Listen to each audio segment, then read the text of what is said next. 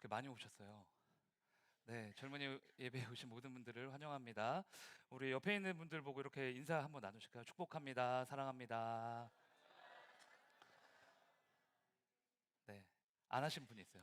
다시 한번 할게요. 우리는 교회입니다. 이렇게 인사할까요? 우리는 아멘.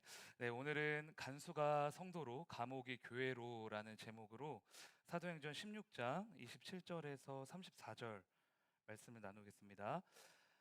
지난주 설교에서 후반부 이야기를 못 다뤘거든요. 그래서 하나님의 기적으로 바울과 실라가 감옥에서 풀려난 후에 그 뒤의 상황을 한번 살펴보려고 합니다.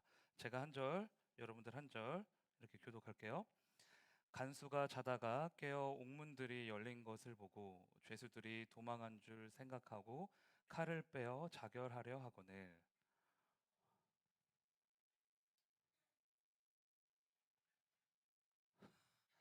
없어졌어요? 28절 이거 핸드폰으로 찾으실 수 있을까요? 네, 핸드폰으로 찾아서 같이 읽겠습니다.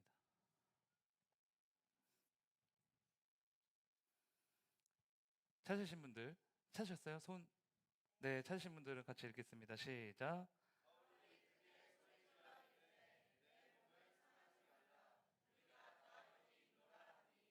간수가 등불을 달라고 하며 뛰어 들어가 무서워 떨며 바울과 실라 앞에 엎드리고.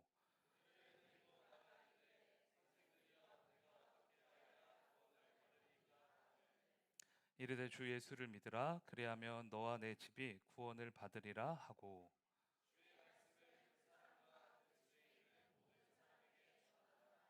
그 밤 그 시각에 간수가 그들을 데려다가 그 맞은 자리를 씻어주고 자기와 그 온 가족이 다 세례를 받은 후 그들을 데리고 자기 집에 올라가서 음식을 차려주고 그와 온 집안이 하나님을 믿음으로 크게 기뻐하니라. 아멘. 네, 지난주 말씀 다 까먹으셨으니까 짧게 리마인드 하고 오늘 본문 내용으로 들어가겠습니다. 바울 일행은 이제 성령의 인도하심으로 마게도니아 지방에 어디로 갔죠? 빌립보에 갔습니다.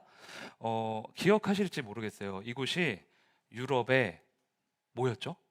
첫, 네, 첫 선교지였다.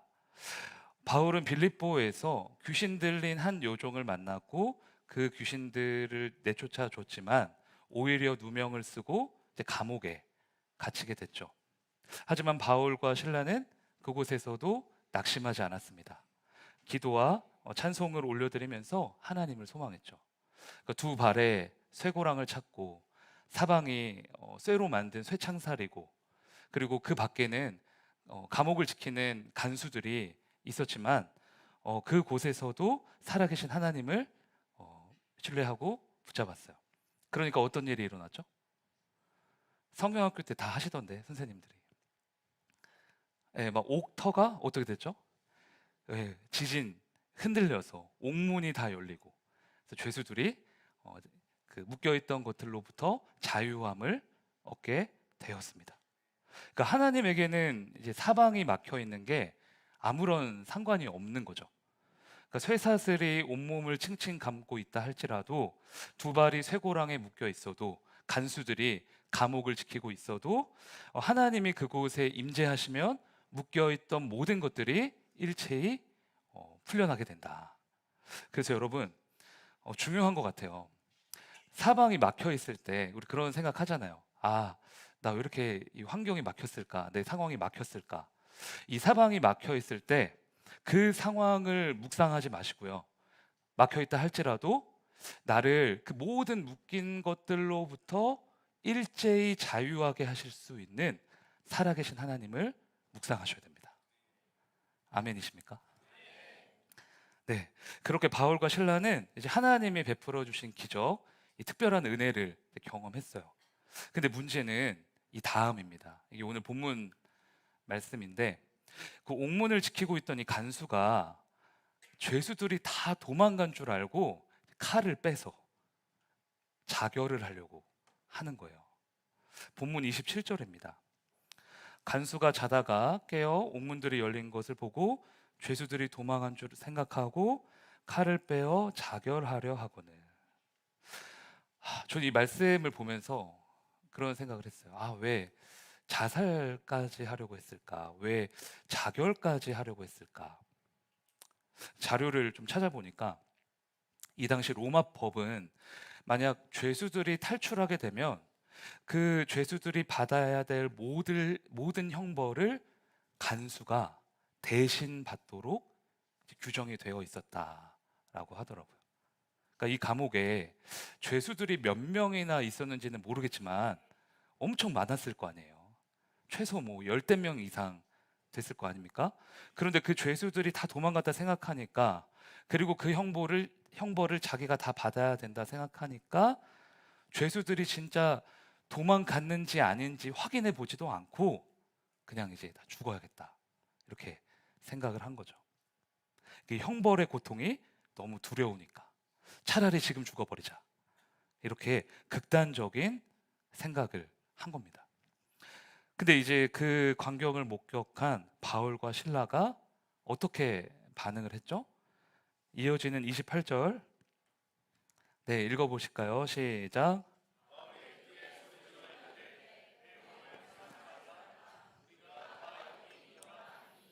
네, 여러분, 바울이 이 간수에게 하는 말을 자세히 한번 봐보세요.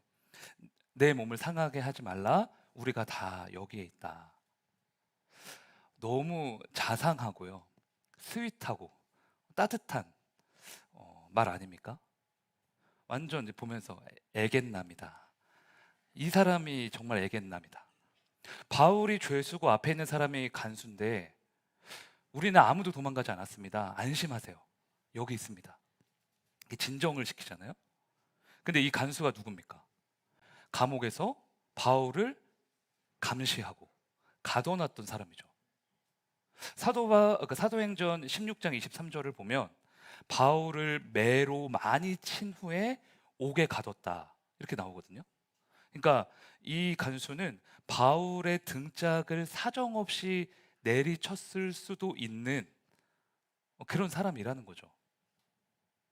아니면 그 옆에서 희죽희죽거리면서 뭐 조롱한 로마의 간수가 아니었을까. 한마디로 바울의 원수 같은 사람. 그런데 그런 사람에게 우리가 다 여기 있습니다, 제발 자살만은 하지 마세요, 이런 말을 건넸다는 거죠. 사실 원수니까, 나에게 해를 가한 사람이니까, 나쁜 사람이니까 그 사람이 자살하려고 하면 그래, 꼴 좋다, 그렇게 죽어버려라, 이렇게 해야 사실 우리의 솔직한 모습이잖아요. 근데 바울은 정반대의 반응을 했다는 거죠. 그래서 여기서 우리는 무엇을 확인할 수 있는가? 바울은 복음을 전하기 전에 뭐가 있었냐? 영혼을 향한 사랑이 있었다는 거예요. 죄인을 향한 사랑, 조건 없는 사랑, 예수님과 같은 사랑이 있었다는 거죠. 여러분, 그래서 우리가 복음을 전한다고 하잖아요. 가족들에게, 내 이웃에게 전도를 한다, 예수님을 전한다. 그런데 복음을 전하는 데 있어서 가장 중요한 거는 믿음 전에 항상 사랑이 선행되어야 한다는 겁니다. 왜? 사랑이 없으면 아무것도 아니거든요. 고린도전서 13장 보면 방언과 천사의 말을 한다 할지라도 사랑이 없으면 울리는 꽹과리와 같고, 산을 옮길 만한 믿음이 있을지라도 사랑이 없으면 아무것도 아니라고 하지 않습니까? 우리가 아무리 믿음이라는, 크리스천이라는 포장지를 가지고 있다 할지라도 그 안에 사랑이라는 알맹이가 없으면 우리의 행위는 아무것도 아니라는 거예요. 여러분, 그래서 내가 정말 어떤 영혼을 변화시키고 싶어요. 내가 이 영혼을 꼭 구원하고 싶어요. 어둠을 빛으로 바꾸고 싶어요. 그러면 무엇보다 사랑하셔야 돼요. 미적지근하게 말고, 애매하게 말고, 뜨겁게. 상대방이 와, 진짜 이런 사랑이 있나? 이 세상에 이런 사랑이 있었나? 할 정도로. 왜냐하면 기독교의 사랑은 관념이 아니라 삶 자체거든요. 명사가 아니라 동사입니다.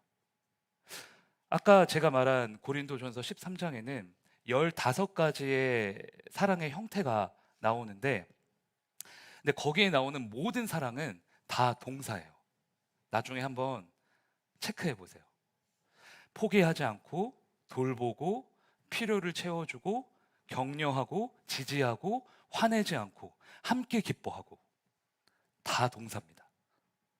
말로만 하는 게 아니라 우리의 행함으로, 지식으로 하는 게 아니라 우리의 삶으로 예수님의 사랑이 전달되어야 한다는 거죠. 그것이 어떠한 신학적인 교리보다, 종교적인 관념보다, 교회의 전통과 관습보다 우선되어야 한다는 겁니다. 그래서 우리 청년부에 새신자분들이 오시잖아요. 저랑 사모님이 그 새신자분들이랑 같이 모임을 하거든요. 여러분들 셀 모임 하는 시간에. 근데 그 시간을 제가 어떻게 정의했냐? 아무 말 대잔치. 아무 말이나 하는 거예요. 진짜 정해진 대본이 없어요. 의식의 흐름대로. 그러니까 거기에 있는 사람들이 아무 말이나 해요. 그래서 우리 교회 처음 온 이제 새신자분들이 조금 당황하셨을 수도 있어요. 너무 아무것도 없다. 뭐 새신자 교육도 없고, 뭐 정해진 프로그램도 없고, 그날 이제 의식의 흐름에 따라 이야기하니까. 그런데 아무것도 아닌 것 같은 그 시간에는 사실 제 목회 철학이 들어 있습니다. 교회는 교육보다, 이론보다, 어떠한 지식보다 마음과 마음이 맞닿는 일이 가장 우선되어야 한다고 생각을 하거든요. 진심과 진심, 이 마음과 마음이 맞닿을 때 진정한 사랑이 시작이 된다고 생각해요. 그래서 아무 말 대잔치 필요한 거죠. 복음을 전하는 것도, 한 영혼을 구원하는 것도 마찬가지입니다. 여러분들이 아무리 성경 지식이 뛰어나고 모태신앙이고 여러 은사들을 갖췄다 할지라도 사랑이 없으면 아무것도 아닌 거예요. 빵입니다, 빵. 사랑하지 않으면서 믿음으로만 복음을 전한다? 거짓말에 가깝습니다. 왜냐하면 성경에서는 사랑으로서 역사하는 믿음, 이렇게 정의를 하거든요. 믿음은 반드시 사랑이라는 형태로 드러나게 되어 있다는 거예요. 그래서 여러분, 내가 한 영혼을 구원하고 싶다면 뒤에서 기도만 하지 마시고요, 복음 선포만 하지 마시고 그 전에 사랑하시기 바랍니다. 인격과 인격으로, 진심과 진심으로 그 사람의 인생을 받아들일 준비가 되어 있어야 돼요. 예수님이 우리를 사랑하신 것처럼 내 가족과 내 이웃을 뜨겁게 사랑하는 저와 여러분 되기를 소망합니다. 우리 그럼 옆에 있는 분들 보시고 이렇게 연습해 볼까요? 먼저 사랑하겠습니다. 네, 내가 먼저 사랑하겠습니다. 네, 그럼 저를 따라 고백합시다. 사랑이 먼저입니다. 이제 간수가 성도가 되고요, 감옥이 교회가 되는 첫 번째 단계는 사랑이었습니다. 사랑. 간수는 심오한 교리를 깨달은 게 아니라 바울을 통해 이제 예수님의 사랑을 이제 알게 된 거죠. 그래서 바울에게 묻습니다. 제가 이제 어떻게 하면 되겠습니까? 어떻게 하면 구원을 얻겠습니까? 그러자 바울이 이제 기독교의 정수를 선포합니다. 본문 31절이에요. 다시는 말씀일 텐데 같이 읽겠습니다. 시작.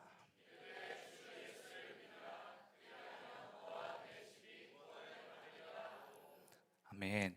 성경 66권을 줄이고 줄여서 딱 한 줄로 요약한다면 저는 이 말씀이라고 생각해요. 주 예수를 믿으라. 그래야 하면 어떻게 되죠? 너 집이 구원을 얻으리라. 복음의 핵심입니다. 간수는 내가 어떻게 하면 구원을 얻겠습니까? 그러니까 다시 말해, 내가 무엇을 하여야 구원을 받겠습니까? 라고 물었습니다. 즉, 구원을 받기 위해 자신이 무언가 해야 된다, 그러니까 생각을 한 거죠. 그러니까 구원의 어떤 조건이나 자격이나 절차가 필요하다라고 생각을 한 거예요. 그런데 그 질문에 바울은 어떻게 대답했죠? 짧게, 주 예수를 어떻게 하라? 믿으라. 인간의 어떤 행위도, 공로도, 자격도 구원의 조건이 될 수 없다. 그 이유가 무엇일까? 요한복음 3장 16절. 이것도 중요하니까 같이 읽어볼까요? 시작. 세상을 이처럼 사랑하사 독생자를 주셨으니 이는 그를 믿는 자마다 멸망하지 않고 영생을 얻게 하려 하심이라. 아멘. 구원의 출처는 전적으로 예수님의 사랑, 십자가의 은혜에 근거한다라는 거죠. 우리의 죄를 짊어지시고 십자가에서 죽으신 예수님, 그 죽음에서 부활하신 예수님, 그 예수님을 나의 구주로 영접하기만 하면 누구든지 죄와 사망으로부터 영원한 생명을 얻게 된다. 근데 어떤 분들은 이 지점에서 헷갈려 하세요. 십자가의 은혜로 구원을 얻는 것인가? 아니면 십자가를 믿음으로 구원을 얻는 것인가?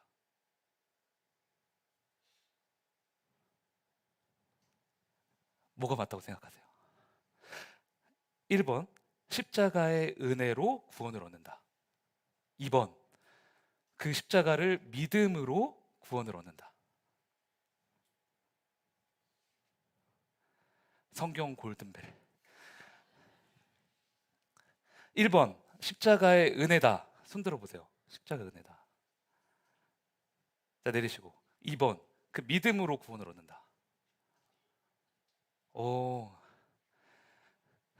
거의 여기까지만 이렇게 드시는 거예요. 이거는 뭘까요? 네, 잘 모르겠다. 3번. 나 잘 모르겠다. 네, 잘 모르겠다. 이게 왜 헷갈리냐면 둘 다 정답이에요. 네, 한번 볼까요? 이게 사도 바울이 이게 딱 명쾌하게 구원, 은혜, 믿음에 대해서 설명한 성경 구절이 있어요. 에베소서 2장 8절입니다. 이게 좀 하나하나 보셔야 되는데, 자, 볼게요. 너희는 그 은혜에 의하여 믿음으로 말미암아 구원을 받았다. 이게 참 기가 막힌 정리인데, 구원은 은혜로 받고 믿음은 그 은혜를 받아들이는 통로라는 거예요. 그러니까 이렇게 정리하시면 간단해져요. 우리는 은혜로 구원을 얻지만 믿음을 통해 그 구원이 내 안으로 들어오는 것입니다. 예를 들어볼게요. 아직까지 이해를 못하신 분들이 있어요. 집에 있는 전등은 전기로 인해서 빛이 들어오죠. 그런데 스위치를 누르지 않으면 전기를 아무리 공급해도 전등에 불이 안 들어옵니다. 하지만 빛은 전기의 힘으로 들어오는 것이지 스위치의 힘으로 들어오는 것은 아니죠. 그럼에도 스위치를 눌러야만 빛이 들어와요. 자, 믿음은 스위치를 누르는 행위예요.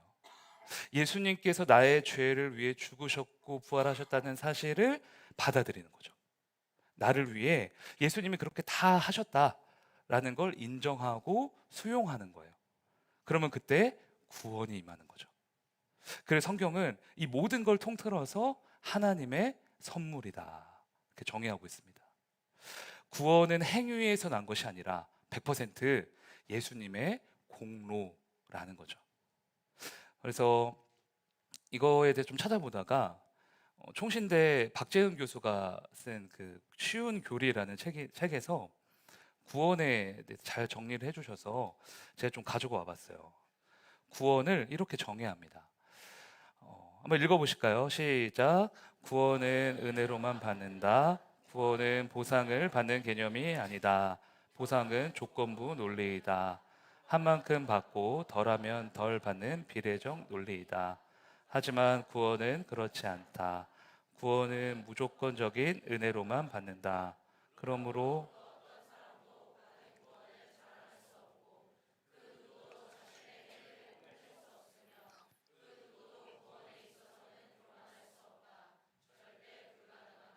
네, 간수는 바울로부터 이 복음을 이제 듣게 된 거죠. 지금까지의 인생은 내가 뭔가를 해야만 인정을 받고 내가 뭘 해야만 보상을 받고 했는데 예수님은 아무 조건 없이 나를 사랑하셨고 내가 못 박혀야만 하는 그 십자가에 나를 대신해서 못 박혀 죽으셨다. 이걸 들은 거예요. 이 사실을 믿기만 하면 영원한 생명이 임한다는 기쁜 소식을 접하게 됐습니다. 그래서 이 순간을 기점으로 간수의 인생이 완전히 뒤집히게 되죠. 예수님의 전적인 은혜로 어둠에 있던 자가 빛으로, 마귀의 노예였던 자가 하나님의 자녀로, 세상에 속해 있던 자가 천국 소속으로 이제 옮겨진 거예요. 죄의 옷에서 의의 옷을 입게 된 겁니다. 근데 우리가 딱 짚고 넘어가야 될 거는 바울이 너만 구원받아라 이렇게 한 게 아니라 너와 내 집이 구원을 얻으리라 이렇게 말했다는 거예요. 간수만 구원을 얻는 게 아니라 간수의 가족들까지 전부 구원을 얻게 된다라는 뜻인데, 우리는 이 말씀을 어떻게 또 해석을 해야 될까? 간수가 믿으면 옆에 있는 모든 사람들도 자동적으로 구원을 받는다? 이게 맞을까요?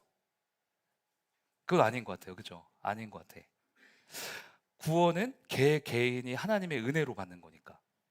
그러면 바울은 왜 너가 구원받을 거야 이렇게 안 하고 너의 집도 구원을 받을 거다 이렇게 말했을까? 이 말을 정확하게 풀이를 하면 너를 통하여 너의 집이 구원받게 될 것이다. 그런데 여기서의 집은 패밀리가 아니에요. 영어 성경으로 보면 하우스홀드라는 단어가 쓰였거든요. 이 하우스홀드는 작은 가정이 아니라 가문입니다. 가문. 최씨 가문, 박씨 가문, 김씨 가문, 내가 아는 모든 친척과 내가 아는 지인들, 나와 관련된 모든 사람들을 지칭할 때 하우스홀드라는 이 단어를 쓴대요. 그래서 하우스홀드는 응접실이라는 뜻도 가지고 있습니다. 내 집에 들어오는 모든 사람이 내가 응접하는 모든 영혼이 하우스홀드가 된다. 하나님이 우리를 구원하실 때, 하나님의 자녀로 삼으셨을 때 이미 이걸 계획하셨다는 거예요. 여러분만 구원하시고 이게 아니라 여러분을 통하여 여러분의 부모님을, 여러분의 자녀들을, 여러분이 사랑하는 모든 사람들을 함께 구원하는 큰 그림을 그리셨다는 거죠. 믿음의 가정 정도가 아니라 여러분 한 사람 한 사람을 통하여 이 땅에 믿음의 가문, 믿음의 세대를 세우시기로 계획하셨다는 거예요. 여러분 이 사실 믿으십니까? 여러분은 어떤 사람들이냐? 믿음의 가문을 세울 사람들이에요. 하나님을 거역하고 있는 이 땅에 믿음의 세대를 세워나갈 사람들입니다. 그러니까 여러분의 사이즈가 아니라 하나님의 사이즈로 비전을 품으셔야죠. 믿음의 가정 정도가 아니라 나를 통해 믿음의 가문이 세워질 거다. 근데 제가 이렇게 말씀드려도 마음속으로 아니 목사님, 제가 지금 이렇게 부족한데 무슨 믿음의 가문입니까? 저희 집은 지금 부모님도 안 믿으시고 형제 자매도 교회를 떠났고 집 자체가 안티크리스찬인데 어떻게 그게 되겠습니까? 이렇게 반문하시는 분들도 있으실 거예요. 그래서 제가 앞서 말씀드렸습니다. 구원은 전적으로 누가 하세요? 하나님이 하세요. 여러분의 자격, 조건, 상황 자꾸 핑계 삼으시면 안 됩니다. 내가 지금 이런데 어떻게 그런 일이 가능하겠습니까? 라고 말하는 건 죄송하지만 겸손을 가장한 교만이에요. 그건 겸손이 아닙니다. 오히려 하나님의 일하심을 거부하는 거예요. 내가 하려고 하는 교만이 있는 거죠. 진짜 겸손한 사람은 이렇게 말하겠죠. 하나님, 저는 못합니다. 그러나 주님은 하십니다. 저는 능력이 없습니다. 그러나 주님은 능력이십니다.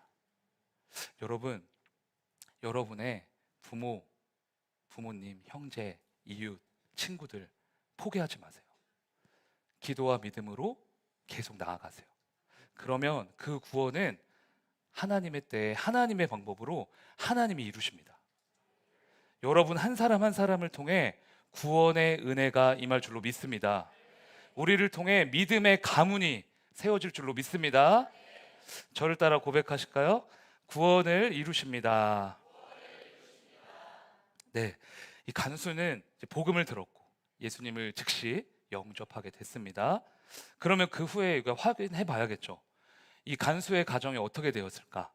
사도행전 16장 33절 34절 읽겠습니다. 시작. 그 밤 그 시각에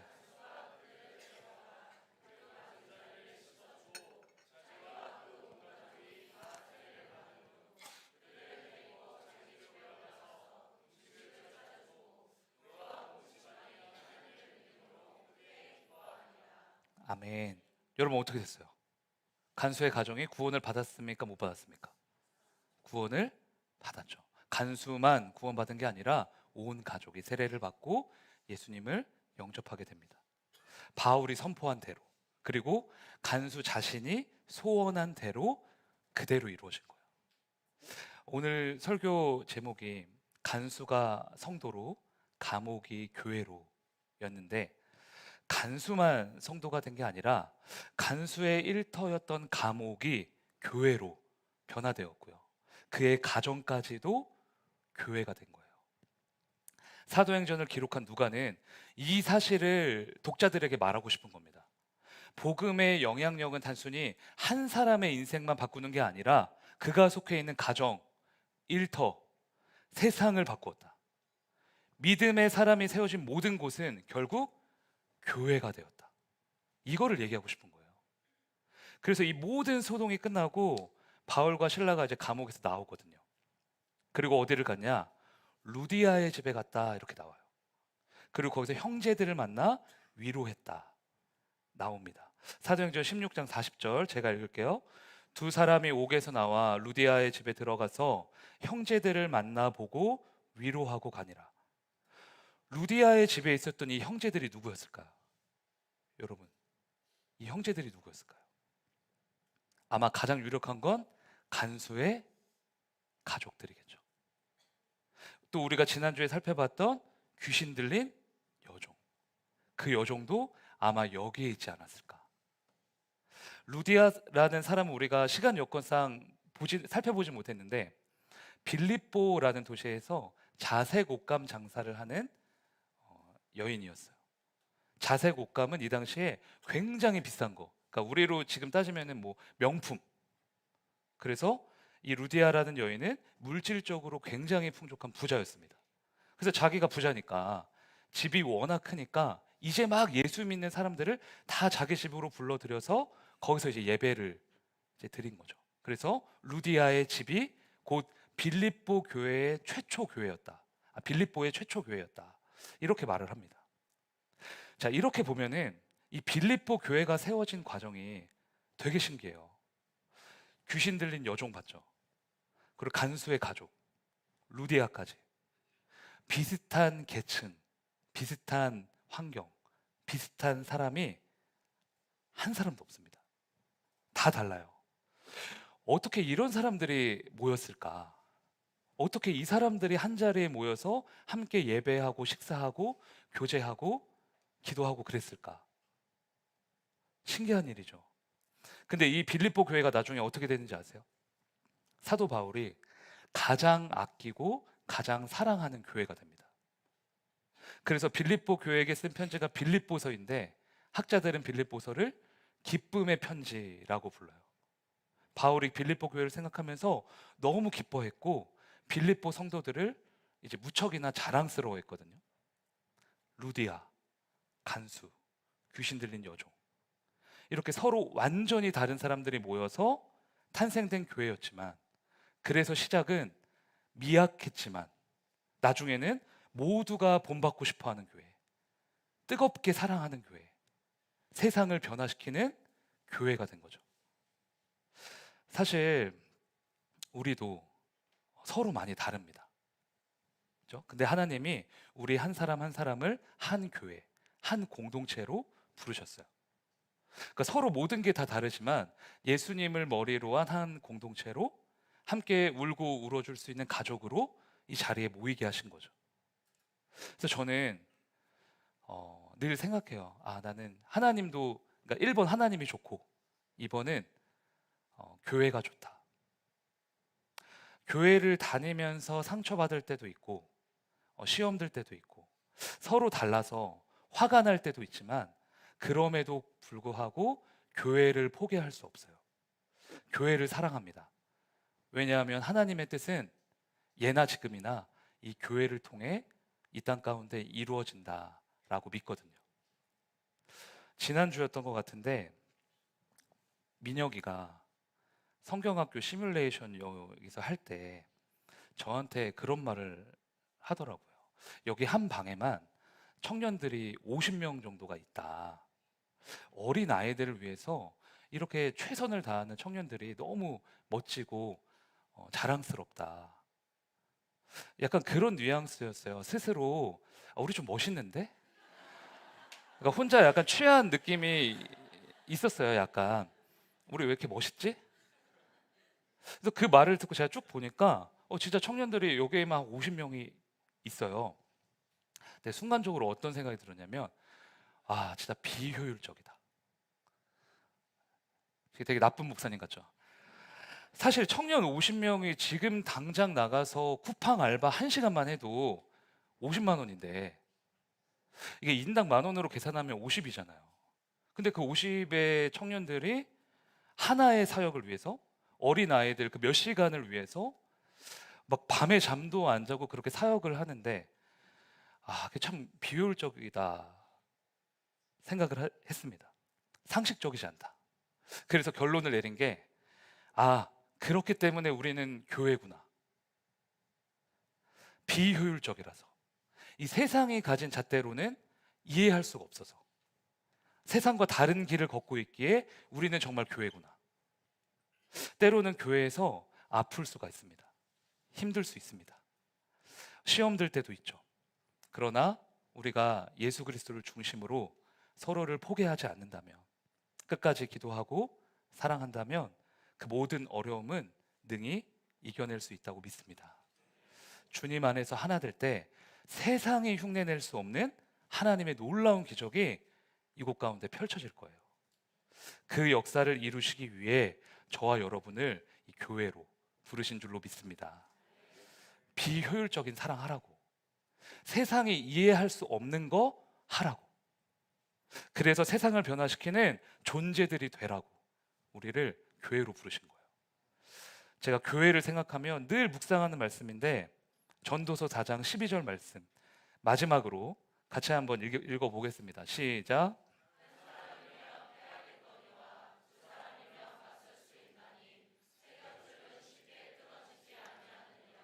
아멘. 한 사람이면 패하고 두 사람이면 맞설 수 있고 세 사람이면 그때부터는 쉽게 끊어지지 않습니다. 주님 안에서 하나 될 때 우리는 반드시 승리할 줄로 믿습니다. 저를 따라 고백하시겠습니다. 교회는 승리합니다. 네, 오늘 잘 아시는 찬양인데요. 기대 함께 부르시면서 서로 축복하며 또 중보하며 나아갔으면 좋겠습니다.